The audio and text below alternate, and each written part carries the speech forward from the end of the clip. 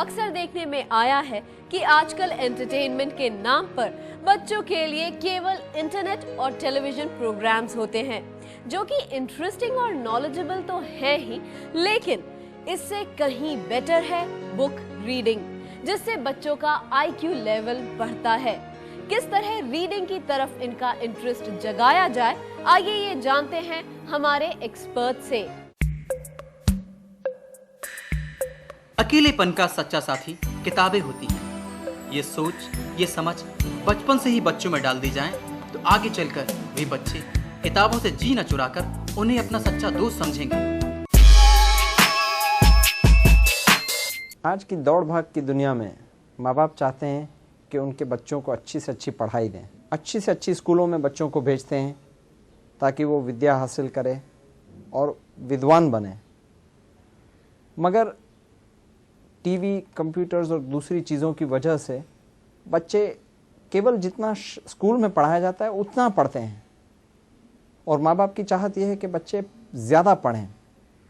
क्या किया जाए कि जिसके ज़रिए बच्चे अतिरिक्त पढ़ाई में थोड़ा ध्यान दें? क्या उम्र सही होगी कि हम बच्चों को पढ़ने के लिए प्रोत्साहित करें? ज़रूरी है कि जब बच्चे छोटे हों, 8-9 महीनों की बात कर रहा हूँ मैं, तब से हम बच्चों के साथ किताबों का इंट्रोडक्शन करें, किताबें उनकी ज़िंदगी में लाएं। बहुत छोटे बच्चों के लिए जो अभी तक स्कूल भी जाना शुरू नहीं किए हैं, उनके लिए हमें रंगीन किताबें कि जिसमें कहानियाँ हों, उन्हें हम पढ़ के सुनाएं। बच्चों को ये संदेश देना ज़रूरी है कि हमारा ज्ञान जो भी है वो इन किताबों के ज़रिए है। जैसे बच्चे थोड़े थोड़े बड़े होने लगते हैं और कुछ शब्दों को पहचानने लगते हैं, हर वो शब्द जो वो कहीं से पढ़ें उसके लिए हमें उन्हें शाबाशी देनी चाहिए, और धीरे धीरे बच्चों के लिए हमें घर में वो किताबें उपलब्ध करनी चाहिए कि जिससे उनके पढ़ने में रुचि बढ़े। थोड़े और बड़े होते बच्चों के लिए रंगीन किताबें जिसमें बहुत सारे चित्र हों, जैसे कि कॉमिक्स हैं, ऐसी किताबें उनके लिए घर पे उपलब्ध करनी चाहिए। जब जब बच्चे पढ़ें तब तब उन्हें उसके लिए एक्नॉलेजमेंट कि भाई आप पढ़ रहे हो या आप अच्छा कर रहे हो, और जहाँ हो सके वहाँ बच्चों को बुक एग्जीबिशंस में और लाइब्रेरीज़ में ले जाना, लाइब्रेरी का मेंबर बनाना, ताकि बच्चों को बुक्स की आदत बनी रहे, किताबों की आदत बनी रहे। थोड़े और बड़े होते हुए बच्चों को डिक्शनरी यानी कि शब्दकोश का इंट्रोडक्शन देना ज़रूरी है। शब्दकोश से जो बच्चा, डिक्शनरी से जो बच्चा कंफर्टेबल रहेगा, यकीनन उसकी भाषा काफ़ी मजबूत बनेगी, वो शब्दों से कंफर्टेबल रहेगा। थोड़े बड़े बच्चों के साथ माँ बाप कई बार डिक्शनरीज़ की गेम्स खेल सकते हैं कि जिसमें माँ कहे कि चलो बेटा देखते हैं मैं 5 शब्द ढूंढने में कितना टाइम लगाती हूँ, और फिर मैं आपको 5 शब्द देती हूँ, देखते हैं आप उनको ढूंढने में कितना टाइम लगाती हैं। यहाँ कौन जीतता है यह महत्व का नहीं है।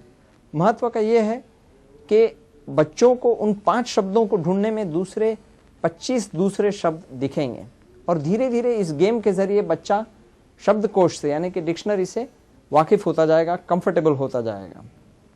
इसके अलावा छोटे से जो बच्चे होते हैं 10 साल से कम उम्र के, वो अक्सर एक काल्पनिक दुनिया में रहते हैं, एक फैंटेसी की दुनिया में रहते हैं। उनके लिए शक्तिमान और स्पाइडरमैन जैसे लोग यकीनन जिंदा हैं। तो किताबों के ज़रिए बच्चों को मौका मिलता है अपनी कल्पना बढ़ाने का, अपनी क्रिएटिविटी को उड़ान देने का, और जब हम उन्हें ज़्यादा ऐसी किताबें ला के देते हैं तो बच्चे खुद के लिए सोचना शुरू करते हैं और खुद उस काल्पनिक दुनिया में काफ़ी खुश रहते हैं। जैसे बच्चे बड़े होते हैं वो समझते हैं कि ये तो काल्पनिक कैरेक्टर्स हैं, ये कोई रियल नहीं है, और फिर वो दूसरी किस्म की किताबें पढ़ना शुरू करते हैं। बहुत बड़ा रोल हमारी संस्कृति में जॉइंट फैमिली और फैमिली में दूसरे लोगों का है। जैसे कि हम सुबह उठ के जब अखबार पढ़ते हैं, समाचार पत्र पढ़ते हैं, वो भी एक पढ़ना है जो बच्चे हमें करते हुए देखते हैं। इसके अलावा जो बड़े बुज़ुर्ग हैं घर में, वो उनके खाली समय में कई बार धार्मिक किताबें लेके बैठते हैं या पाठ पढ़ते हैं। इन पाठों के ज़रिए भी बच्चों को ये संदेश मिलता है कि भाई जो भी ज्ञान मिल रहा है, जो भी दुनिया में अच्छा वो देख रहे हैं, वो लोगों को सारों को किताबों के ज़रिए मिल रहा है। हमें भी कोशिश ये करनी चाहिए, हम माँ बाप को भी कोशिश ये करनी चाहिए कि हम ज़्यादा से ज़्यादा बच्चों को ये दिखाएं कि हम भी पढ़ने वाले लोग हैं। बच्चे वो नहीं करेंगे जो हम उन्हें कहते हैं, बच्चे वो करेंगे जो हम करते हैं। तो अगर वो हमें पढ़ते देखेंगे, यकीनन वो भी पढ़ने वाले लोगों में से बनेंगे। आज थोड़ा समय मिलता है या एक छुट्टी होती है तो हम बच्चों के लिए कोई गेम खरीद लेते हैं। आज कोई गेम 150-200 रुपये से सस्ती नहीं आती। यही पैसा अगर हम किताबों में इन्वेस्ट करें तो यकीन मानिए बच्चों का आत्मविश्वास बहुत बढ़ेगा, उनके लिए आगे की दुनिया खुल जाएगी। जब वो 4 लोगों के सामने खड़े रह करके कोई अच्छा कोट, कोई अच्छी बात कहेंगे तो लोगों की वाहवाही उनके आत्मसम्मान, उनके आत्मविश्वास को बढ़ावा देगी। जैसे किसी बड़े आदमी ने कहा है कि जो आदमी पढ़ता नहीं है और जो आदमी विद्वान नहीं है, उन दोनों में कोई अंतर नहीं।